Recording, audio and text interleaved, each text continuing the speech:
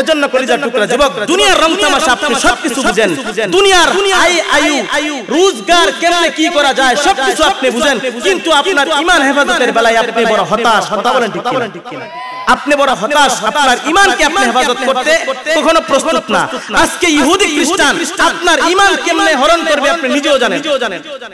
আপনি আজকে যে সমাজের মধ্যে চলাফেরা করতেছেন, কথাগুলা তিতা হলেও মিষ্টি, কথাগুলা তিতা হলেও মিষ্টি। এই কারণে বললাম, হক কথা যদি আপনি বলতে পারেন আল হাক্কু মুররুন, হক কথা তিতাই হয়। যদি হক কথাগুলা তিতা মনে করে রাখান, তাহলে তিতা ঔষধে কাজে দেয় বেশি। কথা বলেন ঠিক কিনা?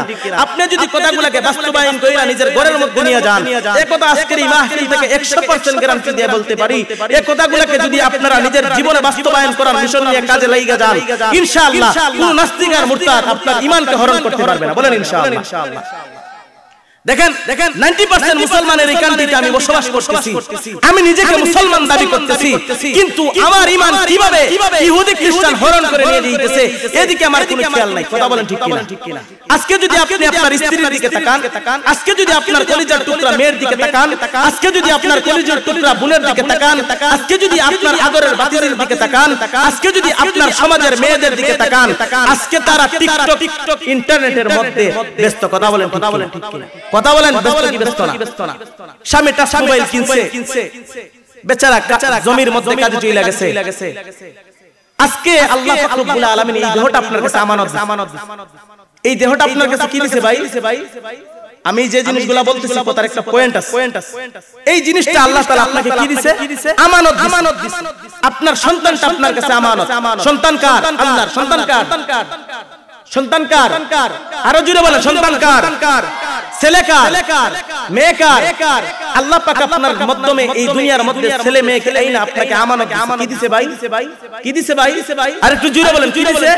আমানত দিয়েছে। আল্লাহ পাক রব্বুল আলামিন সন্তানাদিদেরকে মা বাবার কাছে আমানত দিয়েছে, কিন্তু ছেলে মেয়ে যদি আজকে অশিক্ষিত হয়, সুশিক্ষায় শিক্ষিত না হওয়ার পরে অশিক্ষিত হয়, তাহলে এই ছেলে মেয়ের জন্য দায়বদ্ধতা কার? আপনার কি আপনার না? এজন্য আল্লাহ পাক রব্বুল আলামিন কোরআনের মধ্যে আয়াত নাযিল করে নবীর মাধ্যমে জানায় দিয়েছে, ইয়া আইয়ুহাল্লাযীনা আমানু কু আনফুসাকুম ওয়া আহলিকুম নারা। আল্লাহ পাক রব্বুল আলামিন বলে, হে ঈমানদারগণ, তোমরা জাহান্নাম থেকে বাঁচো, তোমরা দুজক থেকে বাঁচো, তোমরা আগুন থেকে বাঁচো, তোমরা জাহান্নামের ভয়ঙ্কর শাস্তি থেকে বাঁচো, ওয়া আহলিকুম নারা, তোমার পরিবারকে জাহান্নামের আগুন থেকে বাঁচাও। এজন্য কলিজার টুকরা যুবক আব্বাজান বলি, শুনেন, আজকে মুসলমানের এই 90% মুসলমানের কান্ট্রিতে বসবাস করতেছি। আজকে আমার ছেলে মেয়ের চলাফেরা হলো এরকম, আমার ছেলে মেয়ের চলাফেরা হলো এরকম, আমার ছেলে মেয়ে আজকে সুশিক্ষায় শিক্ষিত হওয়ার কথা ছিল, আমার ছেলে মেয়ে আজকে সুশিক্ষায় শিক্ষিত হয়ে আমি মারা যাওয়ার পরে কবরের পাশে গিয়ে রব্বির হামহুমা কামা রাব্বায়ানি সগীরা বলে দোয়া করার দরকার ছিল, কিন্তু আজকে আমি এমন সন্তান জমিনের মধ্যে রাইখা যাই, আমি রাইখা কবরে যাওয়ার পরে আল্লামা ইকবাল রাহমাতুল্লাহি আলাইহি বলে, এক ব্যক্তিকে আল্লাহর নবী সাল্লাল্লাহু আলাইহি ওয়াসাল্লাম স্বপ্নের মাধ্যমে দেখলেন। নবীজি সাল্লাল্লাহু আলাইহি ওয়াসাল্লাম ওই ব্যক্তিকে জিজ্ঞেস করলেন, ও আমার উম্মত, আজকে তোমার কি অবস্থা? তুমি যে মারা গেলা, তোমার মারা যাওয়ার পরে তোমার হালত কি?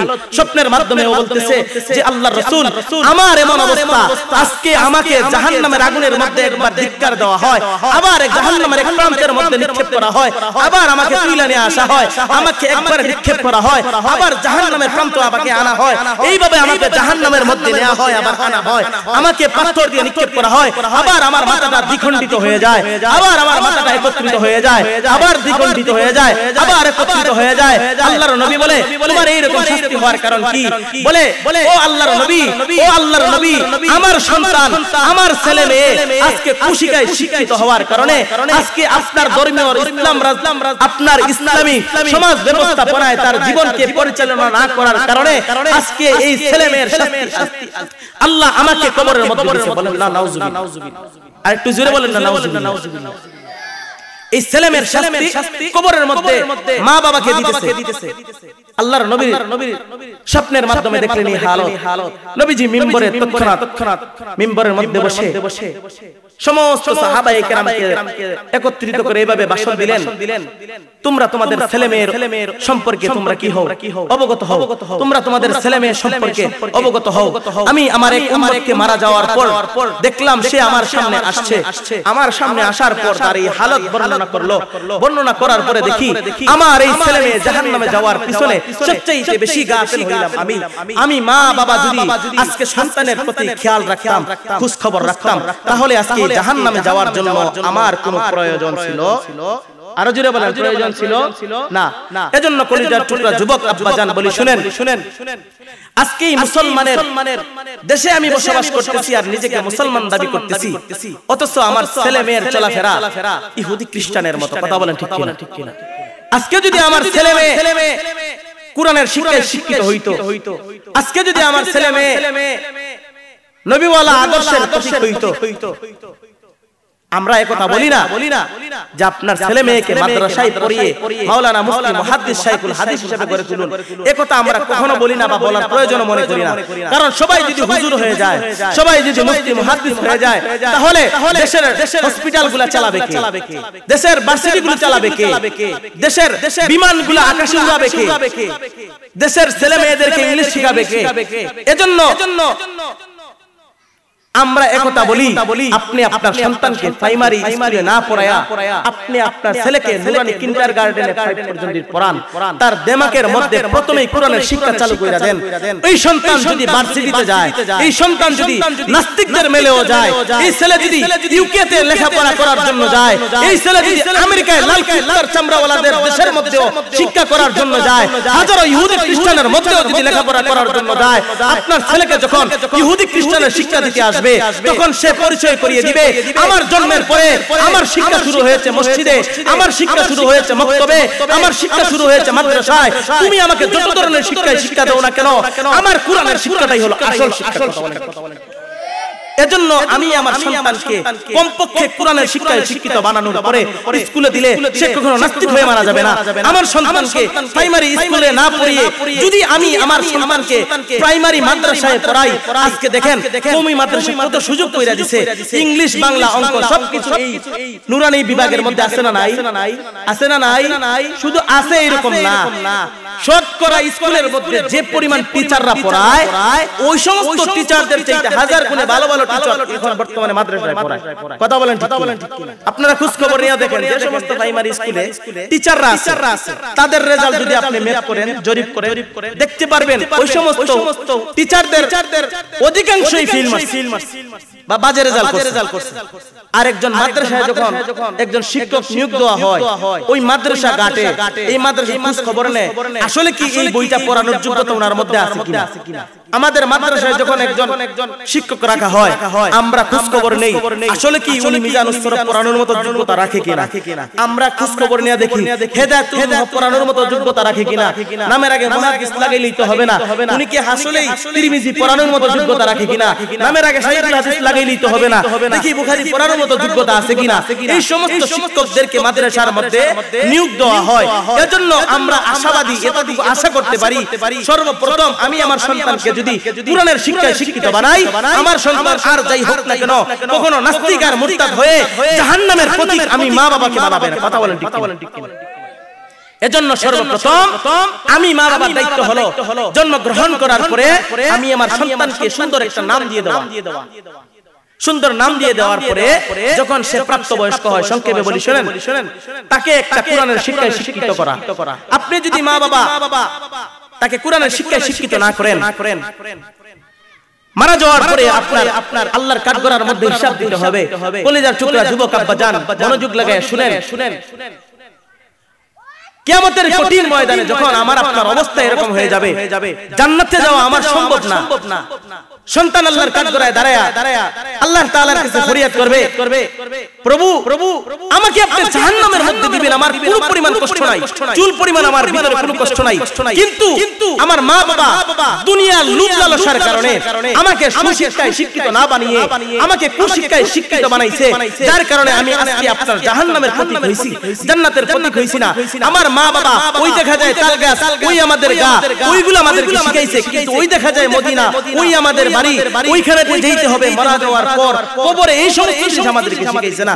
মারা যাওয়ার পরে সন্তান আল্লাহ তাআলার কাছে ফরিয়াদ করবে, ও আল্লাহ আপনি যেহেতু আমাকে জাহান্নামে দিবেন এই কথা নিশ্চিত করেই ফেলেছেন, তাহলে আমি সন্তান হিসেবে আপনার কাছে একটা দরখাস্ত করি, আপনি আমার মা বাবাকে আমার পায়ের নিচে শোয়া দেন, আমি যাতে আমার মা বাবার গর্দনার মধ্যে পাড়া দিয়া জাহান্নামের মধ্যে দিই। বলেন না না, আমার মা বাবা দেখছে ওই শিক্ষিত হইলে মদিনা দেখা যাইতেছে, খানে কাবা আল্লাহর ঘর দেখা যাইতেছে, ওই শিক্ষাই আমাকে শিক্ষিত বানায় নাই। যার কারণে আজকে আমি ইহুদি খ্রিস্টানদের কালচার নিজের মধ্যে গ্রহণ করছি, যার কারণে আজকে আমি জাহান্নামের প্রতীক বলছি, জান্নাতের প্রতীক বলতে পারি নাই। যে বিষয়টা আমি আপনাদেরকে সংক্ষেপে বলার চেষ্টা করতেছি, মাত্র আর 15-20 মিনিটের মতো সময় আছে, এই বিষয়টা আমি আপনাদেরকে বোঝানোর চেষ্টা করতেছি এটাই যে আপনার সন্তানকে আপনি কোন রাস্তায় দিবেন, আপনার সন্তানকে আপনি কোন শিক্ষায় শিক্ষিত বানাবেন, দায়িত্ব হলো আপনার, বিষয় হলো আপনার। আপনি যদি মনে করেন আমার সন্তানকে আমি কোরআনের শিক্ষায় শিক্ষিত বানাবো, আমি আমার সন্তানকে নবীর শিক্ষায় শিক্ষিত বানাবো, আমি আমার আল্লাহর শিক্ষায় তাকে শিক্ষিত বানাবো, দুনিয়ার মধ্যে আপনি আরাম আয়েশে থাকবেন তা নিশ্চিত দিতে পারি না। তবে একথা আজকের এই মাহফিল থেকে বলে দিতে পারি, আপনি যদি দুনিয়ার সমস্ত লোভ লালসাকে ত্যাগ করে, সমস্ত লোভ লালসাকে কুরবানি করে আপনি আপনার সন্তানকে আল্লাহর শিক্ষায় শিক্ষিত বানান, বিনা হিসাবে আল্লাহ তাআলা আপনাকে জান্নাত দান। আর একটু জুড়ে বলেন না সুবহানাল্লাহ। আর দুনিয়ার মধ্যে আল্লাহ পাক রব্বুল আলামিন আপনাকে কি দিবেন কি দিবেন না তাও একটু সময় আপনাকে 1 মিনিটে বলি। আপনাদের এই বিন্নাকুড়ি এলাকায়, গ্রামের নাম তো বিন্নাকুড়ি না করিমপুরে অনেক উলামায়ে কেরাম আছে না? কথা কই না মাল্লাই, করিমপুরে অনেক উলামায়ে কেরাম আছে না? তারা কি কেউ আনা খায় মারা গেছে? একটু কথা কই, কেউ আনা খায় মারা গেছে এরকম আছে? নাই। কোন উলামায়ে কেরাম নিজের স্ত্রীর ভরণ পোষণ দিতে পারে না, এরকম কখনো হইছে? কোন উলামায়ে কেরাম তার ছেলে মেয়েকে মাদ্রাসা স্কুলের বেতন দিতে পারছে না, এরকম হইছে? এরকম কোন উলামায়ে কেরাম করিমপুরে আছে? আমারে বলেন, আপনারা সাক্ষী থাকলে, সুনামগঞ্জের মানুষ আপনারা বলেন, আপনারা এই করিমগঞ্জের মধ্যে এরকম কোন উলামায়ে কেরামের পরিবার আপনাদের সামনে পেশ হইছে, এরকম নজরানা আপনাদের সামনে আছে যে ওই আলেমের পরিবার না খায় মারা গেছে, এরকম কেউ আছে? এরকম কোন উলামায়ে কেরাম আছে যে তার মা বাবাকে বৃদ্ধাশ্রমে নিয়ে যাচ্ছে, এরকম কোন উলামায়ে কেরাম আছে? একটু জুড়ে বলেন, আছে? একথা আপনারাই সাক্ষ্য দিতেছেন যে এরকম কোন উলামায়ে কেরাম বিন্নাকুড়ি সুনামগঞ্জ বৃহত্তর এই করিমপুরের মধ্যে নাই, যেখানের মধ্যে উলামায়ে কেরাম তার মা বাবাকে বৃদ্ধাশ্রমে দিয়েছে, এরকম কোন উলামায়ে কেরাম নাই যার ছেলে মেয়ে সুশিক্ষায় শিক্ষিত হওয়ার কারণে সে তার স্ত্রী সন্তানাদেরকে ভরণ পোষণ দিতে পারে নাই, বরং তারা সুশিক্ষায় শিক্ষিত বানাইতেছে, আল্লাহ তাআলার জান্নাত তৈরি করতেছে, আবার দুনিয়ার মধ্যে তারা স্বচ্ছন্দে জীবন যাপন করতেছে। কথা বলেন ঠিক কিনা? এজন্য কলিজার টুকরা যুবক আব্বাজান বলি, শুনেন, আপনি চিন্তা করে দেখেন আপনার মাকসাদ কি হবে, আপনার জীবনের মূল টার্গেট কি হবে। যদি আপনি ছেলে জন্ম দিলেন 7 জনের মধ্যে যদি আপনি নিয়ত করেন যে আমার এক ছেলে ডাক্তার হবে, আমার এক ছেলে পাইলট হবে, আমার এক ছেলে পুলিশ হবে, আমার এক ছেলে ইঞ্জিনিয়ার হবে, আমার এক ছেলে ম্যাজিস্ট্রেট হবে, এরকম যদি আপনি 7 ধরনের চিন্তা ফিকির করেন, আর যদি মনে করেন আমি মারা যাওয়ার আগ মুহূর্ত পর্যন্ত আমার ছেলের টাকা পয়সায় জীবনকে শান্তিতে চালাবো, আমার ছেলের টাকা পয়সায় জীবনে আরাম আয়েশ করব, আমি আমার ছেলের টাকায় মৃত্যুর আগ অবধি আমি আমার ছেলের এই টাকা পয়সা নিয়ে বিশাল বিলাসবহুল বাড়ি গাড়ি করব, এই স্বপ্ন নিয়ে যদি আপনি দুনিয়ার মধ্যে চলেন, তাহলে আপনি দুনিয়ার মধ্যে সবচেয়ে বোকামির মধ্যে আছেন। কথা বলেন ঠিক কিনা? কিন্তু আপনার জীবনের সবচেয়ে সফলতা হলো, আপনার জীবনের সবচেয়ে বড় সফলতা হলো এটা যে আপনি নিয়ত করছেন আমি মারা যাওয়ার আগ মুহূর্তে আমি এটা নিয়ত করি আমার 7 জন ছেলের মধ্যে থেকে কমপক্ষে একজন ছেলেকে জানাজার উপযোগী বানিয়ে যাব, যেই ছেলে আমি মারা যাওয়ার পরে নিজে গোসল দিবে, যেই ছেলে আমি মারা যাওয়ার পরে আমাকে কবরের মধ্যে রাখবে, যেই ছেলে আমি মারা যাওয়ার পরে হাজার হাজার মানুষ আমার জানাজার মধ্যে আসবে, আমার ছেলে নিজ জিম্মায় সে তার বাবার জানাজা করিয়ে কবরের মধ্যে রাখবে। এইটা যদি আপনার জীবনের মূল টার্গেট বানাইতে পারেন, ইনশাআল্লাহ একজন সন্তানকে যদি কোরআনের শিক্ষায় শিক্ষিত বানাইতে পারেন, ইনশাআল্লাহ একত আশা করা যায় দুনিয়ার কোনো মানুষ যদি আপনাকে বিফল বলে আপনি সফল হতে পারেন নাই, আল্লাহর কাঠগড়ায় আপনি সবচেয়ে বড়। কথা বলেন ঠিক? এজন্য মুসলমান আজকে আমরা এমন এক জমানার মধ্যে বসবাস করতেছি, আমার ছেলে মেয়ে আজকে কুশিক্ষায় শিক্ষিত হইতেছে, আমার ছেলে মেয়ে আজকে সুশিক্ষিতার নামে সুশিক্ষার নামে আজকে কুশিক্ষায় শিক্ষিত হইতেছে। বলবেন কিভাবে কুশিক্ষায় শিক্ষিত হইতেছে? বলেন আজকে স্কুল কলেজ ভার্সিটির মধ্যে যদি আপনি লক্ষ্য করে দেখেন, আজকে তাদেরকে যদি আপনি বলা হয় পর্দার বিষয়ে, তারা কয়জন মেয়েরাই পর্দা করে? আমাদের গ্রাম অঞ্চলে যারা আছে শতকরা, আমাদের গ্রাম অঞ্চল শহরবাদ যদি গ্রাম অঞ্চলের হয় শতকরা 100 ভাগের মধ্যে 80 ভাগ মেয়েরাই গ্রামগঞ্জে যারা আছে আপনাদের পর্দার সাথে চলাফেরা করে। আপনি যদি টাউন বন্দরে যান আপনি হতাশ হয়ে যাবেন, আপনি মনে করবেন এটা ইহুদি খ্রিস্টানের রাষ্ট্র, এটা কখনো মুসলমানের রাষ্ট্র হতে পারে না। কথা বলেন। আপনি যদি শহরের মধ্যে যান, সিলেট সিটির ভিতরে যান, দেখবেন মেয়ের বুকের উপরে কোনো কাপড় নাই, মাথার মধ্যে কোনো কাপড় নাই, এমন ভাবে চলাফেরা করতেছে মনে হইতেছে যে এটা ইউকে, এটা রাশিয়া, এটা চায়না, মনে হইতেছে যে এটা আমেরিকা। কথা বলেন ঠিক কিনা? অথচ দেশটা কিন্তু 90% মুসলমানের। এটা দেশটা কিন্তু কিসের? 90% মুসলমানের। এই যে সমস্ত মহিলারা চলাফেরা করতেছে তাদের কি মা বাবা নাই? কথা বলেন, মা বাবা নাই? আছে, কিন্তু তারা তাদের সন্তানদেরকে সুশিক্ষায় শিক্ষিত বানাইতেছে, তাদের সন্তানদেরকে ডাক্তার বানাইতেছে, তাদের সন্তানদেরকে ইঞ্জিনিয়ার বানাইতেছে, তাদের সন্তানদেরকে আপনার বড় বড় পাইলট বানাইতেছে। তারা মনে করতেছে এটাই সফলতা, কিন্তু মা বাবা তার উপরে যে ফরজ তার সন্তানকে দ্বীনের লাইনে রাখা, তার উপরে যে ফরজ স্ত্রীকে, সন্তানকে, মেয়েকে পর্দার সহিত রাখা, এটা সে ভুলেই গেছে। কথা বলেন ঠিক। কিন্তু আল্লাহ শুকরিয়া, আপনাদের তো বিন্নাকুল্লি জামিয়া আয়েশা রাদিয়াল্লাহু তাআলা আনহা মহিলা মাদ্রাসা, এই মাদ্রাসার মধ্যে যেই সমস্ত মেয়েরা পড়ে, আপনারা কি কেউ কি দেখছেন যে বেপর্দায় চলাফেরা করতেছে? দেখছেন? এজন্য এই সমস্ত মার্কাজের দরকার আছে না নাই? কথা বলেন, এই সমস্ত মার্কাজের দরকার আছে না নাই? এই সমস্ত মাদ্রাসার দরকার আছে না নাই? এই কথা মনে করেন, আজকে যদি বাংলাদেশ থেকে মহিলা মাদ্রাসাগুলো উঠে যায়, আজকে যদি এই জমিন থেকে মহিলা মাদ্রাসাগুলো উঠে যায়, এই দেশের না সারা বিশ্বের যত মহিলারা আছে, একদিন, 2 দিন, 3 দিনের মাথায় এরা নাস্তিক হয়ে কবরের মধ্যে যায়। কথা বলেন ঠিক কিনা? কারণ সিলেটের হাওয়া যদি তাদের গায়ের মধ্যে লাগে, শহরের হাওয়া যদি তাদের গায়ের মধ্যে লাগে, তারা অতি সহজে ইসলাম থেকে খারিজ হইয়া নাস্তিক আর মুরতাদ হয়ে মারা যাবে। বলবেন কিভাবে? পর্দার সাথে ইসলামের সম্পর্ক কি? যে মহিলাটা তার উপরে বাধ্যতামূলক, মহিলাদের দায়মি ফরজ যে তার মাথার চুলের গুড়া থেকে নিয়ে টাকনুর নিচ পর্যন্ত ডাইকা রাখা, সে ফরজ লঙ্ঘন করলো। এই অবস্থায় এই মেয়েটা মারা গেল, সে তার জীবদ্দশায় কি পরিমাণ আমল করলো, এই দিকে আমার লক্ষ্য রাখার দরকার আছে। আর যে বিষয়টা আমি আপনাদেরকে বলি, শুনেন, যে বিষয়টা আমি আপনাদের সামনে বলছিলাম, আল্লাহ পাক রব্বুল আলামিন কুরআনের মধ্যে আরো 1000 বছর আগে বলে দিয়েছেন, ওয়ালা তাহিনু ওয়ালা তাহজানু ওয়া আনতুমুল আ'লাউনা। এই দুনিয়ার মুসলমান, হাজারো ইহুদি খ্রিস্টান যদি তোমার মুসলমানিত্বকে হরণ করে নিতে চায়, তোমার মুসলমানিত্বকে দূর করে নিতে চায়, তোমার মুসলমানিত্বকে, তোমার ঈমান ওয়ালা জিন্দেগিকে দূর করে নিতে চায়, তোমার ঈমানকে হরণ করে নিতে চায়, ওয়ালা তাহিনু ওয়ালা তাহজানু ওয়া আনতুমুল আ'লাউনা ইন কুনতুম মুমিনিন। তোমরা পেরেশানি করো না, তোমরা হতাশ হয়ো না, নিশ্চয় আল্লাহ তাআলা তোমাদের সাথে আছে, আল্লাহ তাআলার সাহায্য তোমাদের সাথে আছে। এজন্য আমরা বাংলাদেশ তথা বিশ্বের মধ্যে সারা বিশ্বের মধ্যে প্রায় 200 কোটি মুসলমান, সারা বিশ্বের মধ্যে প্রায় মুসলমানের সংখ্যা হচ্ছে 200 কোটি। কত কোটি বাবা? 200 কোটি মুসলমান না, সারা বিশ্বের ইহুদি খ্রিস্টান সহ সমস্ত মানুষের সংখ্যা হচ্ছে 200 কোটি। এর মধ্যে থেকে 20 কোটি মুসলমান সারা দেশের মধ্যে বসবাস করতেছে। এরকম না 200 কোটির মধ্যে নয়, সারা বিশ্বের মধ্যে আপনার 200 কোটি মানুষের মধ্যে কয়েক মিলিয়ন মুসলমান বাস করে। এর মধ্যে থেকে যদি দেখেন 800 কোটি মুসলমান সহ সারা বিশ্বের মধ্যে ইহুদি খ্রিস্টান 800 কোটি মানুষ এই সারা বিশ্বের মধ্যে বসবাস করে।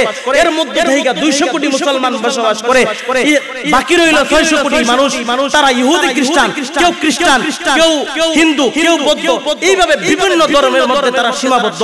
কিন্তু দুঃখের বিষয় হলো 200 কোটি মুসলমান সারা বিশ্বের মধ্যে ছড়িয়ে আছে, কিন্তু তারা আজকে বাংলাদেশ তথা সারা বিশ্বের মুসলিম কান্ট্রিগুলোকে এইভাবে খেপ ধরে রাখছে যে কিভাবে 200 কোটি দেখা 800 কোটির মধ্যে পৌঁছায়। 2024 সালের ট্যাক্স রিপোর্টের মধ্যে আসছে ইহুদি খ্রিস্টানরা কিভাবে তাদের মিশন চালিয়ে যাইতেছে, ইহুদি খ্রিস্টানরা কিভাবে চাইতেছে তারা মুসলমানদের জমি দখল করবে, কিভাবে চাইতেছে ইহুদি খ্রিস্টানরা তার মুসলমানিত্বকে দূর করে ইহুদি খ্রিস্টানে রূপান্তরিত করবে। 2024 সালের মানব জমিন ট্যাক্সের মধ্যে মধ্যে আসছে পারস্য দেশ, ময়মনসিংহ, হালুয়াঘাটে, সাতক্ষীরা, বরিশাল এবং চট্টগ্রামের পার্বত্য এলাকাগুলোর মধ্যে দেখা যায় তারা একটা ছোট ছোট জাত করে, ছোট ছোট একটা মাহফিল করে, ছোট ছোট একটা কাফেলা করে তারা দাওয়াতি কার্যক্রম চালায়া যাইতেছে। তারা বলতেছে যে মুসলমানের ওই সমস্ত এলাকাটা হলো নিচু এলাকা, যারা জঙ্গলের মধ্যে বসবাস করে, সাতক্ষীরা, খাগড়াছড়ি, সুন্দরবন, বান্দরবন, এগুলো হলো নীরব নিস্তব্ধ এলাকা। বলবেন কিভাবে? এটা পাহাড়ি এলাকা। কিছু মানুষ ওইখানে বসতবাড়ি করে বসবাস করে। তারা 2024 সালের মানব জমিন ট্যাক্সের মধ্যে আসছে। তারা কিছু মানুষ ওইখানে ইহুদি খ্রিস্টানের মিশন নিয়ে ওই জায়গার মধ্যে যায় আর ইহুদি খ্রিস্টানকে বলে তোমরা যে আজকে অসহায় এবং সুশিক্ষা দিকে বঞ্চিত, তোমরা তোমাদের ছেলে মেয়েদেরকে ভার্সিটিতে পড়াইতে পারতেছো না, তোমরা তোমাদের ছেলে মেয়েদেরকে কলেজের মধ্যে পড়াইতে পারতেছো না, তোমরা তোমাদের ছেলে মেয়েদেরকে ডাক্তার বানাইতে পারতেছো না, তোমরা তোমাদের ছেলে মেয়েদেরকে বড় পুলিশ হিসেবে বানাইতে পারতেছো না, এটা তোমাদের জীবনের সবচেয়ে বড় ব্যর্থতা। এজন্য আমরা চাই তোমরা যদি খ্রিস্টান হয়ে যাও, তোমাদের ছেলে মেয়েদেরকে সুশিক্ষায় শিক্ষিত করার জন্য যে পরিমাণে অর্থের প্রয়োজন, যে পরিমাণে টাকার প্রয়োজন, তোমরা যদি আজকে কালেমা ছাইরা, মুসলমানিত্ব ছাইরা খ্রিস্টানের ধর্ম গ্রহণ করো, তাহলে তোমাদের ছেলে মেয়েদেরকে লেখাপড়া করাইতে যে পরিমাণ ব্যয়বহুল করা লাগে, যে পরিমাণে টাকা ব্যয় হয়, সমস্ত আমরা এনজিওরা গ্রহণ করব। বলেন না নাউজুবিল্লাহ। এইভাবে তারা যাইয়া মানুষদের কাছে পৌঁছাইতেছে, দাওয়াত দিতেছে যে তোমরা যদি আজকে ইসলাম ত্যাগ কইরা ইহুদি খ্রিস্টানের ধর্ম গ্রহণ করো, তাহলে তোমাদেরকে আর্থিক সহায়তা দিব। 2016 অথবা 17 দিকে পার্শ্ববর্তী এলাকা চট্টগ্রামের, পার্বত্য চট্টগ্রামের মধ্যে কয়েকজন খ্রিস্টান, বড় বড় খ্রিস্টান যারা ধন সম্পদে খুবই মালদার, তারা চট্টগ্রামের মধ্যে কয়েকটি ফ্যামিলি, ওইখানে 52টা ফ্যামিলি বসবাস করে। 2016 ওইখানে খ্রিস্টান মিশনারিরা তাদের একটা দলকে নিয়ে চট্টগ্রামের মধ্যে গেছে। যাওয়ার পরে 52টা পরিবার ওইখানে নদী ভাঙনের কারণে তাদের বাড়িঘর ভেঙে গেছে। তারা ওইখানের মধ্যে আইসা তাদেরকে দাওয়াত দিতেছে আর বলতেছে যে তোমাদের বাড়িঘর যেহেতু ভেঙে গেছে, তোমরা নদীর এলাকার মানুষ, তোমরা নদীর পাড়ে বসবাস করো, তোমাদের জন্য একটা স্থায়ী সম্পত্তির দরকার আছে, তোমরা একটা জায়গায় স্থান নেওয়ার দরকার আছে, তোমরা একটা স্থান নিয়ে থাকার প্রয়োজন আছে। তোমরা যদি চাও তাহলে আমরা তোমাদেরকে আর্থিক সহায়তা করতে পারি। মুসলমান তখনও বুঝে নাই, তখন তারা বলে অবশ্যই তোমরা আমাকে আর্থিক সহযোগিতা করো। তখন মুসলমানদেরকে তারা ইহুদি খ্রিস্টানেরা আর্থিক সহায়তা করছে। 52টা ফ্যামিলির মধ্যে 1,10,000 টাকা তারা রেন কইরা তাদের এনজিওর মাধ্যমে তারা দিছে, দিয়া তাদেরকে সাময়িক কিছু তেরপাল, বাঁশ এবং কিছু কাঠের লাকড়ি, কিছু লোহা কিনা দিছে। বলছে তোমরা এই যে নদীর উপরের যে জায়গাটা আছে, ফ্লোরটা আছে, এগুলো আমাদের জায়গা, তোমরা এখানে বসবাস করো। তোমরা যদি এইখানে বসবাস করো তাহলে এইখানে জমিনের জায়গা টাকা দিতে হবে না। আর আমরা যে তোমাদেরকে 1,10,000 টাকা দিলাম এই ঘর বাড়ি মেরামত করার কাজে 1 টাকাও আমাদেরকে দিতে হবে না, তোমরা আরামসে বসবাস করো। সরল মনা মুসলমান তারা মনে করতেছে হয়তো কোনো বড় ধরনের ডোনার হবে, বড় কোনো আল্লাহওয়ালা হবে, বড় কোনো আল্লাহর ওলি হবে, যার কারণে তারা আমাদেরকে 1,10,000 টাকা দিয়ে সহযোগিতা করছে। মুসলমানদেরকে 1,10,000 টাকা দিয়ে সহযোগিতা করার কারণে তারা নিজের ঘর বাড়ি বানাইছে। দীর্ঘ 1-2 মাস যাওয়ার পরে ওই কাফেলা আবার তাদের কাছে আসছে।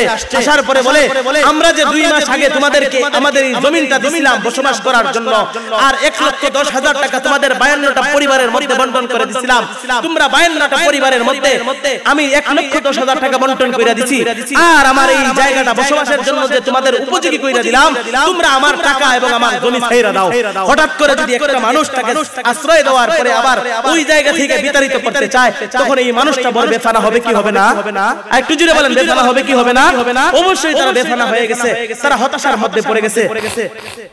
হতাশার মধ্যে পড়ে যাওয়ার পরে তারা বলতেছে আপনি আমাদেরকে 1,10,000 টাকা দিলেন, বলছেন এগুলো আমাদের ঘরবাড়ি বানানোর কাজে ব্যয় করার জন্য, আপনি আমাদেরকে আশ্রয় দিচ্ছেন, আবার বলছেন এই জায়গা আর আমাকে ফেরত দিতে হবে না, তাহলে আজকে কেন আপনি বলতেছেন 1,10,000 টাকা আপনাকে ফেরত দেওয়ার জন্য? আবার আপনি কেন বলতেছেন এই 52টা পরিবার এখান থেকে চলে যাওয়ার জন্য? তখন সে সুযোগে সদ্ব্যবহার করতেছে। সে বলে আমি হলাম ইহুদি খ্রিস্টানের ধর্মের অবলম্বী, আমি ইহুদি খ্রিস্টানের ধর্মকে অনুসরণ করি, তোমরা সমস্ত 52টা পরিবারের পরিবারের যে সদস্যরা আছো তোমরা যদি এলায়ে কালিমাতুল্লাহকে ছাইরা দিয়া কালিমা তাইয়্যিবা লা ইলাহা ইল্লাল্লাহ মুহাম্মাদুর রাসূলুল্লাহর সাক্ষ্যকে অস্বীকার কইরা তোমরাও যদি আমাদের ধর্ম অবলম্বী হয়ে যাও, তোমরাও যদি আমাদের ধর্মকে অনুসরণ করা শুরু কইরা দাও, তাহলে আমাদেরকে কিঞ্চিত পরিমাণ জায়গার টাকা দিতে হবে না, কিঞ্চিত পরিমাণ 1,10,000 টাকা আমাদেরকে পরিশোধ করতে হবে না। এজন্য কলিজার টুকরা যুবক আব্বাজান বলি শুনেন, আজকে ইহুদি খ্রিস্টান মুসলমান কান্ট্রিগুলোর মধ্যে এইভাবে উৎপাইতা রাখছে, এইভাবে নজর দিতেছে যে যেখানের মধ্যে মুসলমানরা হতাশাগ্রস্ত, যেখানের মধ্যে মুসলমানরা বিপদগ্রস্ত, ওইখানের মধ্যে মুসলমানদেরকে সামান্য কিছু টাকা দেওয়ার কারণে, সামান্য কিছু শ্রম দেওয়ার কারণে, সামান্য কিছু জমির ব্যবস্থা করে দেওয়ার নাম করে তারা মুসলমানের ঈমানকে লুণ্ঠন করতেছে। কথা বলেন ঠিক কিনা? আর একটু জোরে বলেন কথা বলেন ঠিক কিনা? এজন্য আমরা কলিজার টুকরা মুসলমান আল্লাহর প্রতি যাদের বিশ্বাস এবং ভালোবাসা আছে, আমরা এই কথা রবের কাছে হাজারবার বলতে পারি যে আমরা জীবনে আর যাই করি না কেন, শরীরের মধ্যে এক বিন্দু রক্ত থাকতে কখনো ইহুদি খ্রিস্টানের কাছে নিজের মাথাকে নত করব না ইনশাআল্লাহ। কথা বলেন ঠিক কিনা? এজন্য ইহুদি খ্রিস্টান আমাদেরকে বিভিন্ন জাল দ্বারা বেষ্টন করতে চায়, আমাদেরকে হাজার হাজার খ্রিস্টানরা আমাদের পিছনে অর্থ ব্যয় করতেছে, আমাদের পিছনে অনেক ইহুদি খ্রিস্টান তার গামজারানো টাকা আমাদের পিছনে ব্যয় করতেছে। এত পরিশ্রম করে টাকা পয়সা আমাদের পিছনে ব্যয় করার পিছনে কারণ হইল আপনার ঈমানটা বড় দাম। আজকে যদি আপনাকে বেঈমান বানাইতে পারে, আজকে যদি আপনার সন্তানকে ইহুদি খ্রিস্টানের কালচারে নিয়ে যাইতে পারে, তার বহু ফায়দা। বলবেন কিভাবে?